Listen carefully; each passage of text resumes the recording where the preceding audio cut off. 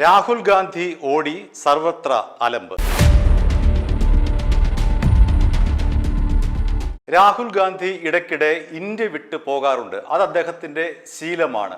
എവിടേക്കാണ് പോകുന്നത് എന്നതിനെ സംബന്ധിച്ച് ആർക്കും അത്ര വ്യക്തതയില്ല. പക്ഷേ ഇത്തവണ രാഹുൽ ഗാന്ധി പോയതിനു ശേഷം ഇതുവരെ നിരവധി ബോർഡുകളാണ് ഡൽഹിയിലടക്കം ഉയർന്നിട്ടുള്ളത്. രാഹുൽ ഗാന്ധി എവിടെ എന്ന് ചോദിച്ചുകൊണ്ടുള്ള ഹോർഡിങ്സുകൾ ഡൽഹിയിലടക്കമുള്ള പ്രദേശങ്ങളിൽ പ്രത്യക്ഷപ്പെട്ടിട്ട് ആഴ്ചകളായി. രാഹുൽ ഗാന്ധി ഇങ്ങനെ ഇടയ്ക്കിടയ്ക്ക് മുങ്ങുന്നു, ഇടയ്ക്കിടയ്ക്ക് പൊങ്ങുന്നു. എവിടെയാണ് പോകുന്നത് എന്നതിനെ സംബന്ധിച്ച് ചില പരാമർശങ്ങളൊക്കെ BJP-ക്കാർ നടത്തുന്നുണ്ട്. പക്ഷേ അതൊന്നുമല്ല വിഷയം. രാഹുൽ ഗാന്ധി ഇടപെടേണ്ട വളരെ പ്രധാനപ്പെട്ട ഒരു കാര്യം കേരളത്തിലുണ്ട്. കേരളത്തിലെ KPCC പുനഃസംഘടന. അതായത് KPCC അധ്യക്ഷൻ സണ്ണി ജോസഫ് വൈദ്യുതി മന്ത്രിയായി ചുമതലയേറ്റു. 2 വർക്കിംഗ് പ്രസിഡന്റുമാരായിട്ടുള്ള AP അനിൽകുമാറും PC വിഷ്ണുനാഥും മന്ത്രിമാരായി. യൂത്ത് കോൺഗ്രസിന്റെ സംസ്ഥാന അധ്യക്ഷനായിട്ടുള്ള OJ ജനീഷ് മന്ത്രിയായി. 58 ജനറൽ സെക്രട്ടറിമാരിൽ 9 പേർ മന്ത്രിമാരായിട്ടുണ്ട്. 7 DCC പ്രസിഡന്റുമാർ MLA-മാരായിട്ടുണ്ട്. ഇങ്ങനെ കോൺഗ്രസിലും കോൺഗ്രസിന്റെ പോഷക സംഘടനകളായിട്ടുള്ള യൂത്ത് കോൺഗ്രസിലും അതേപോലെ തന്നെ KPCC-യുടെ മറ്റ് ഭാരവാഹിത്വങ്ങളിലേക്ക് ഇതുവരെ പുനഃസംഘടന നടന്നിട്ടില്ല. ദീപാദാസ് മുൻഷി ഇലക്ഷന് ശേഷം കേരളത്തിൽ നിന്ന് ഏറെക്കുറെ വിട്ടുപോയിരിക്കുകയാണ്. അവർക്കാണ് കേരളത്തിന്റെ AICC-യുടെ ചുമതലയുള്ള ഒരാൾ. മറ്റ് പ്രധാനപ്പെട്ട ഒരാൾ എന്ന് പറയുന്നത് AICC ജനറൽ സെക്രട്ടറി KC വേണുഗോപാലാണ്. ദീപാദാസ് മുൻഷിയും KC വേണുഗോപാലും ഇതുവരെയും ഇത്തരമൊരു സജീവ ചർച്ചയ്ക്ക് മുൻകൈ എടുത്തിട്ടില്ല എന്നുള്ളതാണ് യാഥാർത്ഥ്യം. അതായത് തെരഞ്ഞെടുപ്പിന് ശേഷം പിന്നീട് KPCC അനാഥാവസ്ഥയിലായി എന്ന് വേണമെങ്കിൽ പറയാം. ഇപ്പോൾ KPCC ആസ്ഥാനത്തേക്ക് നിരവധി പേർ തങ്ങളുടെ ബയോഡേറ്റകളുമായി വരുന്നുണ്ട്. തങ്ങളെ ഇന്ന സ്ഥാനത്തേക്ക് നിയമിക്കണം എന്നുള്ള അഭ്യർത്ഥനയുമായി പലരും വരുന്നുണ്ട്. എന്നാൽ അവരെയൊന്നും കൃത്യമായ മറുപടി നൽകി അയക്കാൻ തക്ക വിധം KPCC ഓഫീസായിട്ടുള്ള അല്ലെങ്കിൽ കോൺഗ്രസിന്റെ കേരളത്തിലെ കേന്ദ്ര ആസ്ഥാനമായിട്ടുള്ള ഇന്ദിരാഭവനിൽ ആളില്ല. കാരണം KPCC അധ്യക്ഷൻ വൈദ്യുതി മന്ത്രിയായി ചുമതലയേറ്റയാളാണ്. സണ്ണി ജോസഫ് വൈദ്യുതി മന്ത്രിയാണ്. അതുകൊണ്ട് അദ്ദേഹത്തിന് ഈ പാർട്ടി കാര്യങ്ങൾ ശ്രദ്ധിക്കാനുള്ള സമയം വളരെ പരിമിതമാണ്. അദ്ദേഹം ആഴ്ചയിൽ 1-2 ദിവസങ്ങളിൽ മാത്രമേ ഇന്ദിരാഭവനിൽ വരാറുള്ളൂ. അത് തന്നെ അവിടെ അദ്ദേഹം വളരെ കുറച്ച് സമയം മാത്രമേ അവിടെ ചിലവഴിക്കാറുള്ളൂ. അതുകൊണ്ട് KPCC എന്ന് പറയുന്നത് ഒരു അനാഥാവസ്ഥയിലാണ് എന്ന് ചുരുക്കം പറയാം. കാരണം KPCC അധ്യക്ഷൻ തന്നെ മന്ത്രിയായ സ്ഥിതിക്ക് ആരാണ് പാർട്ടിയെ ഇനി നയിക്കുക എന്നുള്ള ചോദ്യമാണ് കോൺഗ്രസിന് മുന്നിൽ അവശേഷിക്കുന്നത്. ഇപ്പോൾ തന്നെ നിരവധി പേർ കോൺഗ്രസിൽ സംസ്ഥാന അധ്യക്ഷനാകാൻ വേണ്ടി കടിപിടി തുടങ്ങിയിട്ടുണ്ട്. അത് ഏറെ നാളായി തന്നെ അവർ ഈ ഒരു സ്ഥാനത്തേക്ക് വലിയ അവകാശവാദങ്ങളൊക്കെ ഉന്നയിച്ചു വരുന്നുണ്ട്. അതിലെ ഏറ്റവും പ്രധാനപ്പെട്ട ഒരാൾ കൊടിക്കുന്നിൽ സുരേഷാണ്. അദ്ദേഹം ദളിത് പ്രാതിനിധ്യമാണ് ഏറെ നാളായി ഉന്നയിക്കുന്നത്. കാരണം KPCC-ക്ക് ഒരു ദളിത് ഭാരവാഹിയില്ല. അതുകൊണ്ട് KPCC അധ്യക്ഷ സ്ഥാനത്തേക്ക് ഒരു ദളിത് പ്രതിനിധി വരുമ്പോൾ അത് തന്നെ പരിഗണിക്കണമെന്നുള്ള നിലപാടാണ് കൊടിക്കുന്നിൽ സുരേഷ് മുന്നോട്ട് വയ്ക്കുന്നത്. രാജ്മോഹൻ ഉണ്ണിത്താൻ KPCC അധ്യക്ഷ സ്ഥാനത്തേക്ക് വളരെ നാളായി ചരട് വലിക്കുന്ന ഒരാളാണ്. ആന്റോ ആന്റണിയാണ് മറ്റൊരാൾ. മാത്യു കുഴൽനാടനാണ് മറ്റൊരാൾ. ജോസഫ് വാഴക്കൻ മറ്റൊരാളാണ്. അദ്ദേഹം ഡൽഹിയിലടക്കം പോയി ഈ ഒരു സ്ഥാനത്തേക്ക് ഉള്ള ചർച്ചകൾ ദീപാദാസ് മുൻഷിയോടും അതേപോലെ തന്നെ AICC അധ്യക്ഷനായിട്ടുള്ള മല്ലികാർജ്ജുന ഖാർഗെയോടക്കം ആശയവിനിമയം നടത്തിക്കഴിഞ്ഞു. ബെന്നി ബെഹനാനാണ് മറ്റൊരാൾ. അതേപോലെ തന്നെ ജോസഫ് വാഴക്കനാണ് ഒരാൾ.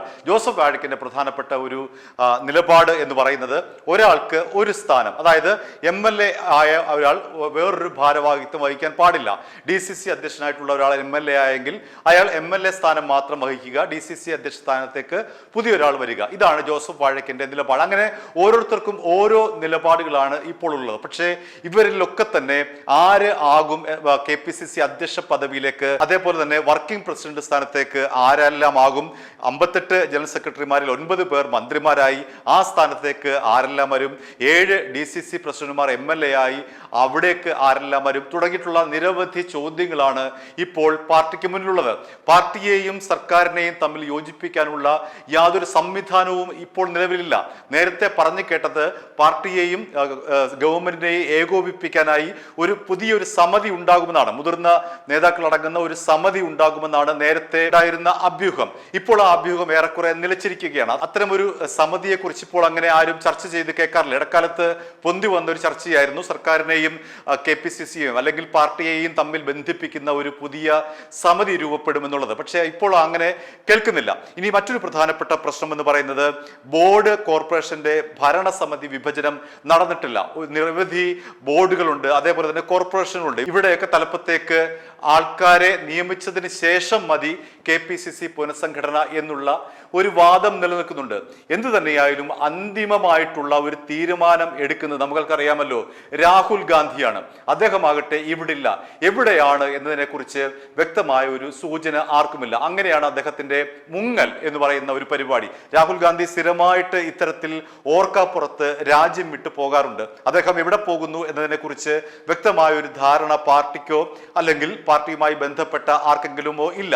അദ്ദേഹം എവിടെയാണ് ഈ പോകുന്നതിന് എന്നതിനെ സംബന്ധിച്ച് BJP കുറെ അധികം കഥകളൊക്കെ ഇറക്കുന്നുണ്ട്. അതിൽ എത്രത്തോളം വാസ്തവമുണ്ട് നമ്മൾ അറിയില്ല. അതുകൊണ്ട് തന്നെ അദ്ദേഹം ഇപ്പോൾ എവിടെയാണ് എന്നതിനെ കുറിച്ചൊരു വ്യക്തതയില്ല. ഇപ്പോൾ ഏറ്റവും അവസാനം ലഭിക്കുന്ന വിവരമനുസരിച്ചാണെങ്കിൽ ഈ മാസം 10-ാം തീയതിയോടുകൂടി അദ്ദേഹം ഇന്ത്യയിലേക്ക് വരും.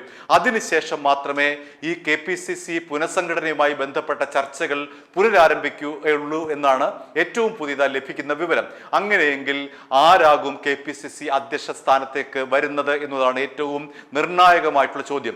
VD സതീശനെ അനുകൂലിക്കുന്ന ഒരാൾ മാത്രമാകും അവിടേക്ക് വരിക എന്നുള്ളതാണ് VD സതീശനുമായി ബന്ധപ്പെട്ട വൃത്തങ്ങൾ കണക്കുകൂട്ടുന്നത്. കാരണം DCC അധ്യക്ഷന്മാരെയും KPCC അധ്യക്ഷൻ അതിനെ തീരുമാനിക്കുമ്പോൾ അവിടെ നിർണായകമായിട്ടുള്ള ഒരു റോൾ VD സതീശന് ഉണ്ടാകുമെന്ന് അദ്ദേഹവുമായി അടുത്ത വൃത്തങ്ങൾ പറയുന്നു. നേരത്തെ തന്നെ 3 പേരായിരുന്നല്ലോ മുഖ്യമന്ത്രി സ്ഥാനത്തേക്ക് മത്സരിച്ചത്, VD സതീശനും രമേശ് ചെന്നിത്തലയും KC വേണുഗോപാലും. പക്ഷേ ഏറ്റവും അവസാന ലാപ്പിൽ ഓടിയെത്തിയത് VD സതീശനാണ്. അതുകൊണ്ട് തന്നെ അദ്ദേഹം ഭരണം പിടിച്ചിരിക്കുന്നു. ഒപ്പം തന്നെ KPCC അടക്കമുള്ള പാർട്ടിയും പിടിക്കാനുള്ള നീക്കത്തിലാണ് അദ്ദേഹമെന്ന് അറിയുന്നു. അദ്ദേഹവുമായി അടുത്ത വൃത്തങ്ങൾ പറയുന്ന അങ്ങനെയാണ്. അദ്ദേഹം പാർട്ടി കൂടി പിടിച്ചെടുക്കും എന്ന് തന്നെയാണ്. അദ്ദേഹത്തിന്റെ ഒരു സ്വഭാവം വെച്ച് നോക്കുമ്പോൾ അത് ശരിയാകാനാണ് സാധ്യത. കാരണം ഏറ്റവും അവസാനത്തെ നിമിഷമാണ് ഇത്തരത്തിൽ അദ്ദേഹത്തിന്റെ ഭാഗത്ത് നിന്ന് അപ്രതീക്ഷിതമായിട്ടുള്ള നീക്കം നടക്കുന്നത്. അതുകൊണ്ട് KPCC പുനഃസംഘടന വരുമ്പോൾ DCC അധ്യക്ഷന്മാരെയും 14 DCC അധ്യക്ഷന്മാരെയും KPCC അധ്യക്ഷന്മാരെയും തെരഞ്ഞെടുക്കുമ്പോൾ അത് തീർച്ചയായും VD സതീശന് അനുകൂലമായിട്ടുള്ള ആൾക്കാരായിരിക്കും ഉണ്ടാവുക എന്നുള്ള ഒരു കണക്കുകൂട്ടൽ VD സതീശൻ പക്ഷം മുന്നോട്ട് വയ്ക്കുന്നു. എന്ന് തന്നെയായാലും രാഹുൽ ഗാന്ധി മടങ്ങി വന്നതിന് ശേഷമായിരിക്കും ഈ ഒരു പുനഃസംഘടനയുമായി ബന്ധപ്പെട്ട അന്തിമ ചർച്ച ഉണ്ടാവുക, അന്തിമ ലിസ്റ്റ് ഉണ്ടാവുക. ഇപ്പോൾ ഭരണത്തെയും അതേപോലെ പാർട്ടിയെയും ഏകോപിപ്പിക്കുന്ന ഒരു ഘടകമില്ല. പാർട്ടി ഒരു വഴിക്ക്, അതേപോലെ ഭരണം മറ്റൊരു വഴിക്ക് എന്നുള്ള നിലയിലായിരിക്കുന്നു. പല കാര്യങ്ങളിലും പാർട്ടിക്ക് നിർണായകമായ തീരുമാനങ്ങൾ എടുക്കാൻ കഴിയുന്നില്ല. മന്ത്രിമാരുടെ സ്റ്റാഫ് അംഗങ്ങളടക്കമുള്ള നിയമനങ്ങളിൽ നമ്മൾ കണ്ടതാണല്ലോ അത്. ഏറ്റവും വലിയ ഉദാഹരണം KPCC അധ്യക്ഷൻ തന്നെയാണ്. അദ്ദേഹത്തിന്റെ അഡീഷണൽ പ്രൈവറ്റ് സെക്രട്ടറി ആയിട്ട് അദ്ദേഹം സഹോദരി ഭർത്താവിനെയാണ് നിയമിച്ചത്, ബെന്നി തോമസ്. പിന്നീട് പാർട്ടിയിലും പുറത്തും വലിയ തോതിൽ അത് വിവാദമായപ്പോഴാണ് KPCC അധ്യക്ഷൻ തന്നെ ഈ ഒരു നിയമനം റദ്ദാക്കിയത്. അങ്ങനെ പല മന്ത്രിമാരും തോന്നിയതുപോലെ പാർട്ടിയോട് കൂടിയാലോചിക്കാതെ തോന്നിയതുപോലെ പേഴ്സണൽ സ്റ്റാഫ് അംഗങ്ങളെ നിയമിക്കുന്നു എന്നുള്ള പരാതി നേരത്തെ തന്നെ സജീവമാണ്.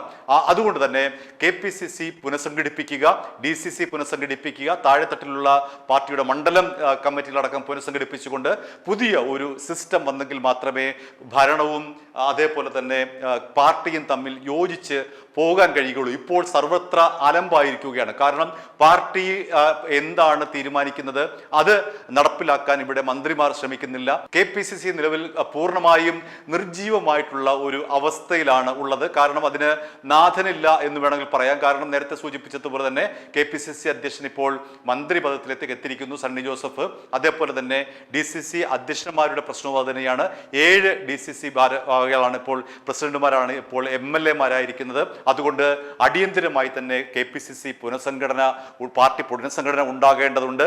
അത് ബോർഡ്, കോർപ്പറേഷൻ, ഭരണസമിതി വിഭജനത്തിന് ശേഷം മതിയെന്ന് ചിലർ പറയുന്നു ജൂലൈ 10-ാം തീയതി രാഹുൽ ഗാന്ധി വരും, അതിനുശേഷം നമുക്ക് തീരുമാനിക്കാം. അങ്ങനെ അനന്തമായി KPCC പുനഃസംഘടന നീളുകയാണ്.